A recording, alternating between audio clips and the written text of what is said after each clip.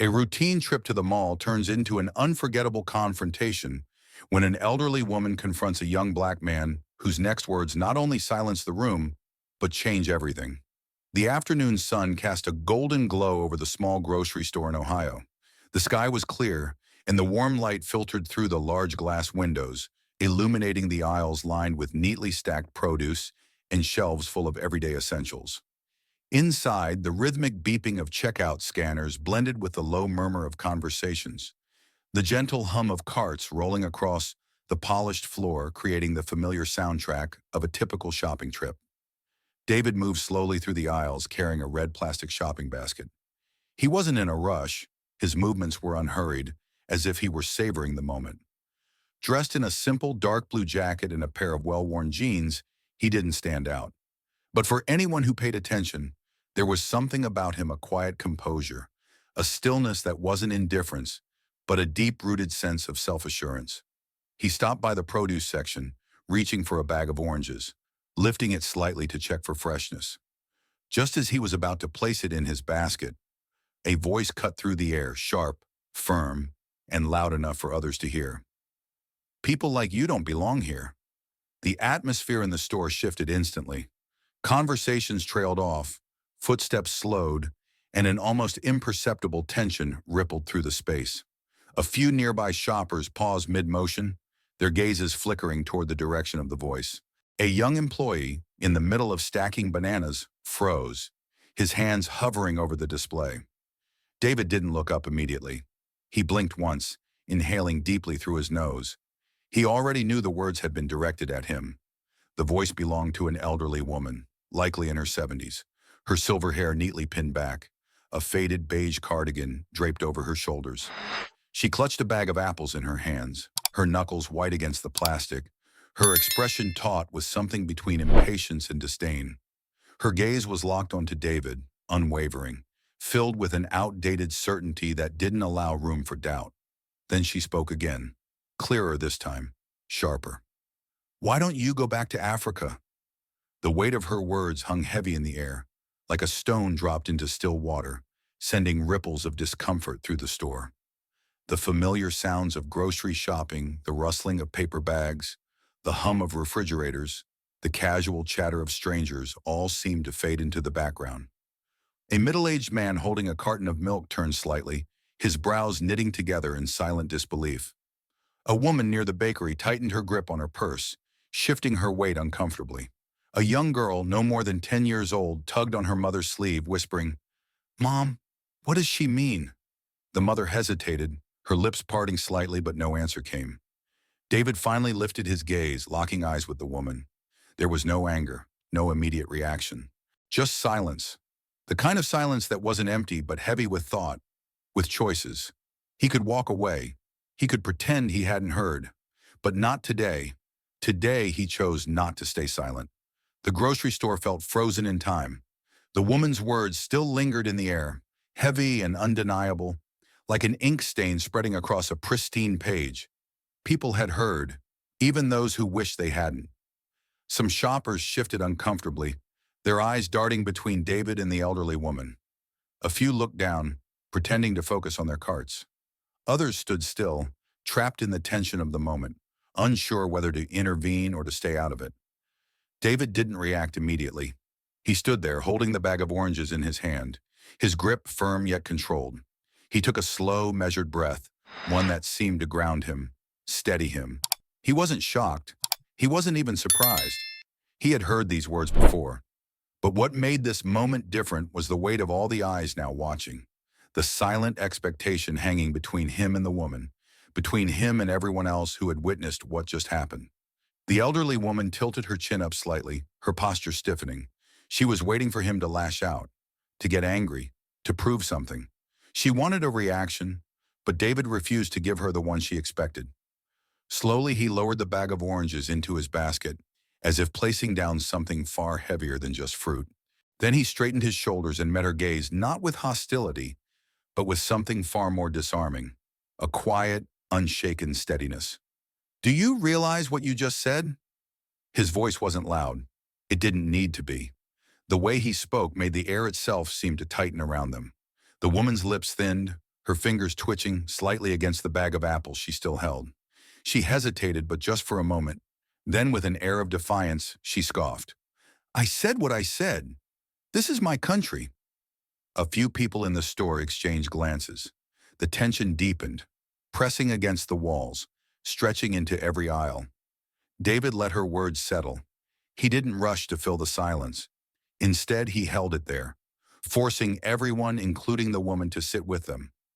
Then he shifted his basket to his other hand, his stance firm yet calm. "You say this is your country," he said, his voice unwavering. "Then let me tell you about mine." And just like that, the entire store seemed to lean in. David took a slow breath, his gaze locked onto the elderly woman's.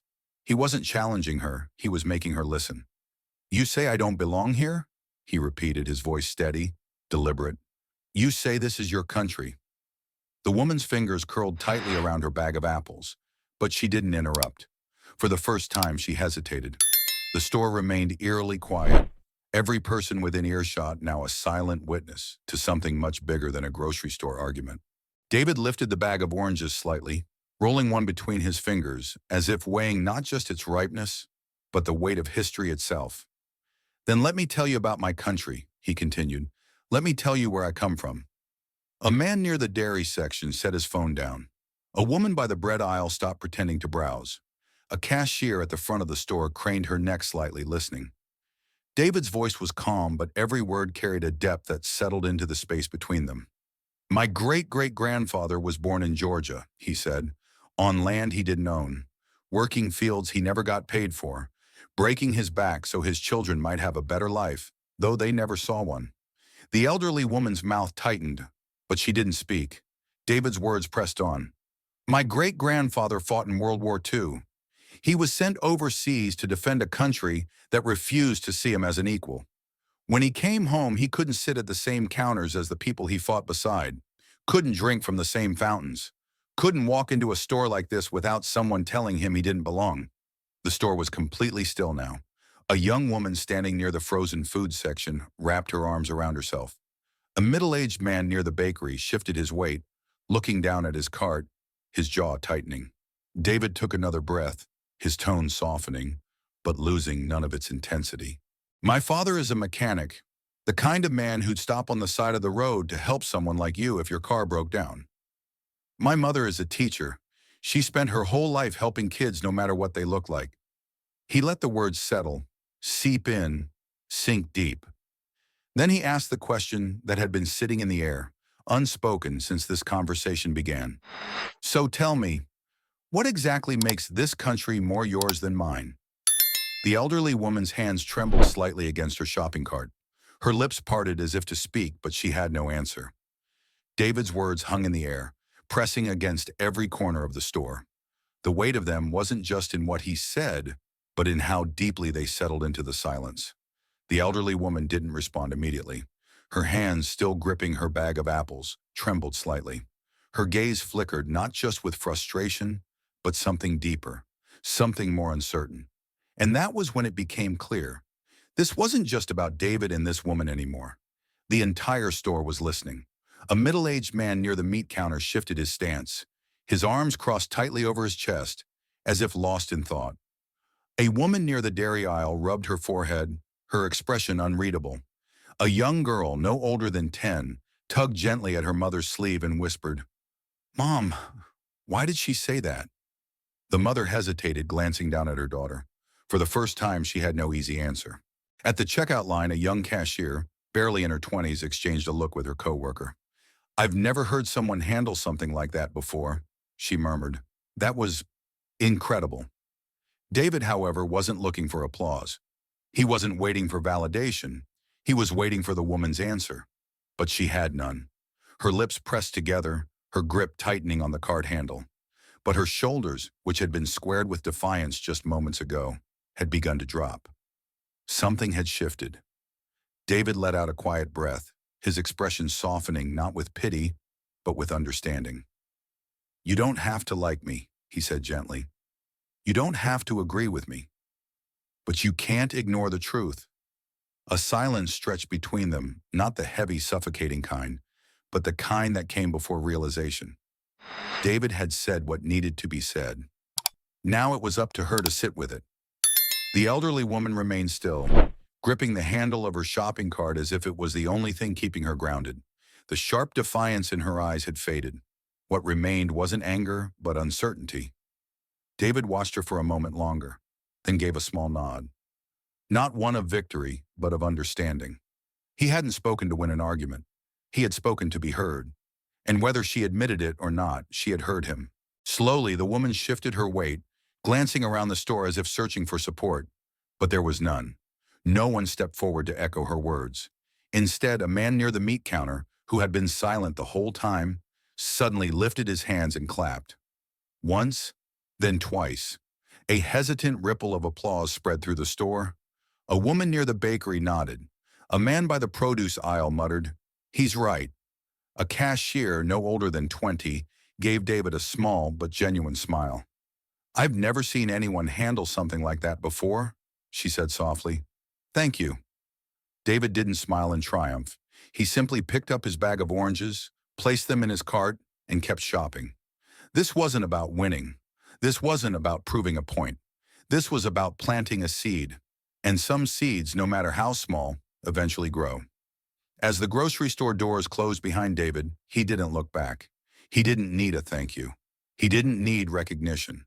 What mattered was that a seed had been planted, not just in the woman's mind, but in the hearts of everyone who had witnessed what had happened. This moment wasn't just about one confrontation in a grocery store. It was about how we choose to respond to what's wrong. In a world where hatred can spread so easily sometimes, calmness, dignity, and truth are the most powerful weapons we have.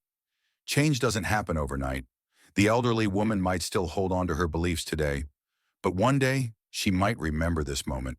One day she might think about the things David said about the history she had never truly considered. And maybe, just maybe, she would start to question the things she had always believed. David wasn't a hero. He wasn't trying to change the world in a single conversation. He was simply standing up for what was right. Because sometimes the right words spoken in the right way can change a heart, and one changed heart can change a generation. In a world where division often speaks louder than unity, where judgment can be cast in an instant, we must remember the power of our words and the strength of our choices. Hatred is easy. It spreads through ignorance, fear, and silence. But dignity, choosing to respond with grace instead of anger, with truth instead of hate, can change everything. David's story is not just about confronting prejudice.